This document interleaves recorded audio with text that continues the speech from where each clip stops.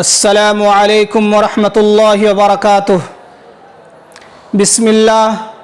والصلاة والسلام علی رسول اللہ، اما بعد۔ برادران اسلام، اسلامی سال یعنی ہجری سال کا 8واں مہینہ شعبان المعظم کا مہینہ ہے۔ ماہ شعبان میں کثرت سے نفل روزے کا اہتمام کرنا چاہیے، زیادہ سے زیادہ نفل روزہ رکھنا چاہیے،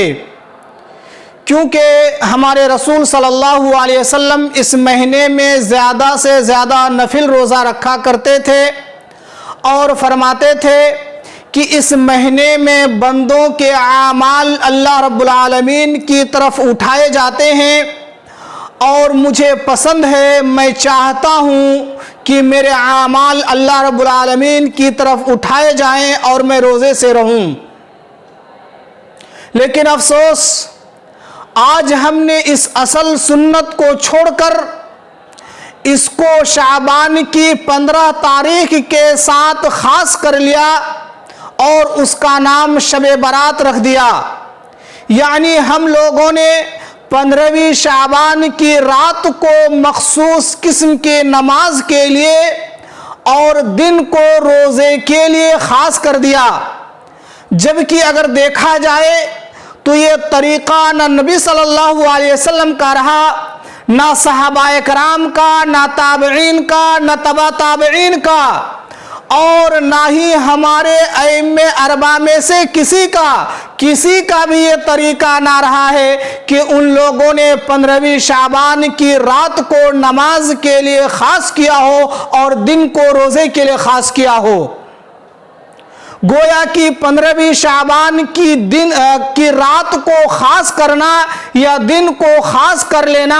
یہ نبی صلی اللہ علیہ وسلم کے زمانے میں نہیں تھا، صحابہ کے زمانے میں نہیں تھا، تابعین تبع تابعین کے دور میں نہیں تھا، ہمارے ائمہ اربعہ کے دور میں بھی نہیں تھا۔ یہ بعد کے ادوار میں لائی گئی چیز ہے، بعد میں لوگوں نے اسے ایجاد کیا ہے۔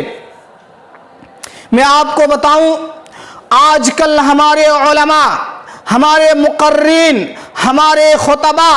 15ویں شعبان کی فضیلت میں جتنی بھی حدیثیں بیان کرتے ہیں، وہ احادیث یا تو من گھڑت ہے، موضوع ہے، باطل ہے، انتہائی قسم کے ضعیف ہے، یا تو پھر وہ حدیث کسی دوسری چیز کے بارے میں ہے، دوسری رات کی فضیلت کے بارے میں ہے، اس کو زبردستی 15ویں شعبان کی رات کے ساتھ ملاتے ہیں۔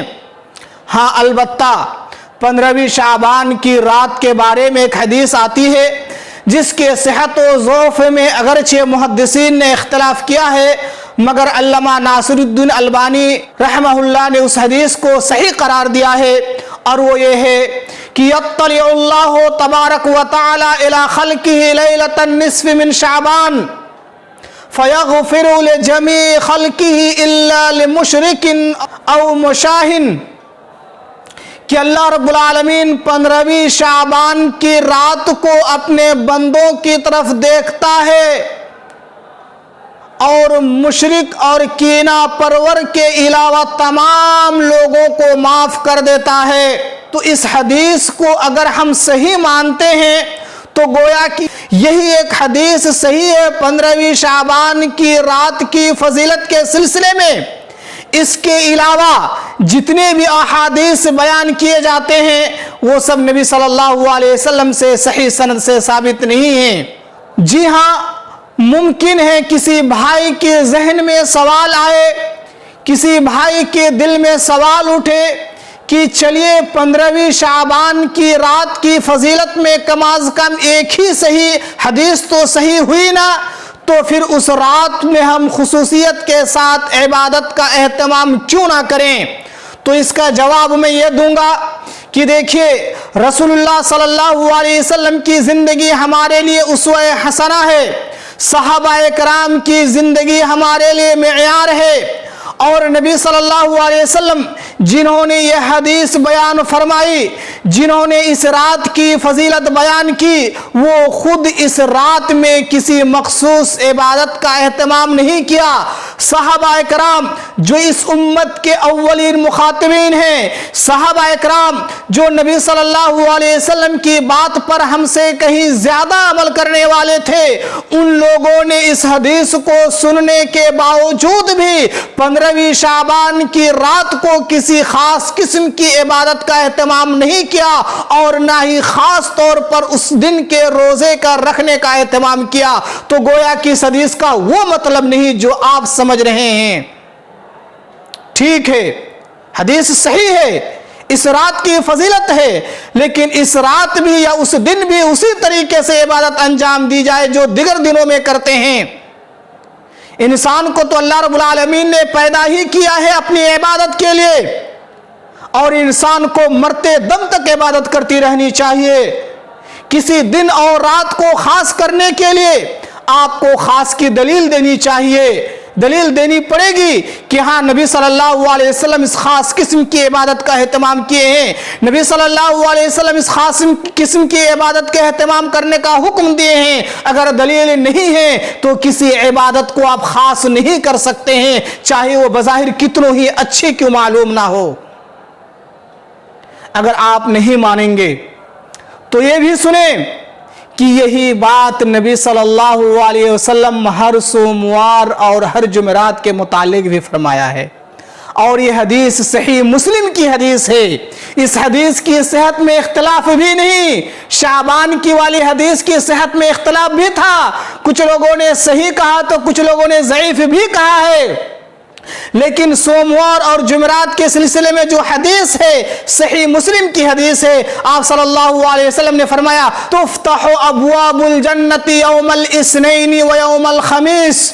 فیغفر لکل عبد لا یشرک باللہ شیئا الا رجلا کانت بینہ و بین اخیہ شحنا فیقال انظروا هذین حتی یصطلحا انظروا هذین حتی یصطلحا انظروا هذین حتی یصطلحا، کہ سوموار اور جمعرات کے دن جنت کے دروازے کھولے جاتے ہیں، اور اس دن ہر اس شخص کی مغفرت کی جاتی ہے جو اللہ رب العالمین کے ساتھ کسی کو شرک نہیں کیا ہوتا ہے، یعنی مشرک کے علاوہ تمام لوگوں کی مغفرت کر دی جاتی ہے۔ اسی طرح اس شخص کی بھی مغفرت نہیں کی جاتی ہے جو اپنے بھائی سے کینہ رکھتا ہے، اپنے بھائی سے حسد رکھتا ہے، بغض رکھتا ہے۔ ان کے بارے میں کہا جاتا ہے کہ انہیں مہلت دو، انہیں مہلت دو، ممکن ہے کہ دونوں آپس میں صلح کر لیں تو پھر ان کو بھی بخش دیا جائے گا، ان کو بھی معاف کر دیا جائے گا۔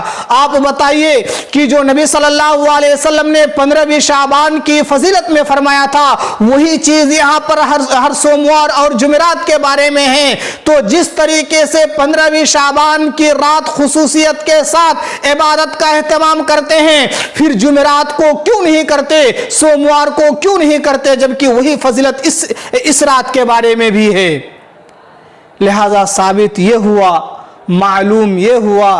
کہ 15ویں شعبان کی رات کی فضیلت اپنی جگہ مسلمہ ہے،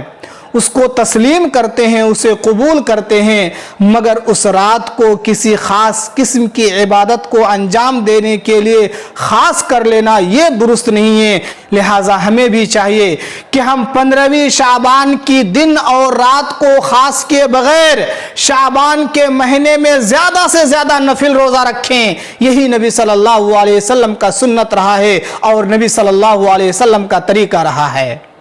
نبی صلی اللہ علیہ وسلم کے طریقے سے ہٹ کر اگر کوئی آدمی عمل کرے گا تو عمل مردود ہوگا، باطل ہوگا، خواہ وہ کتنی ہے اچھی کیوں نہ معلوم ہو۔ اللہ رب العالمین سے دعا ہے اللہ تعالی ہم تمام لوگوں کو قرآن و احادیث کے مطابق عمل کرنے کی توفیق عطا فرمائے۔ آمین۔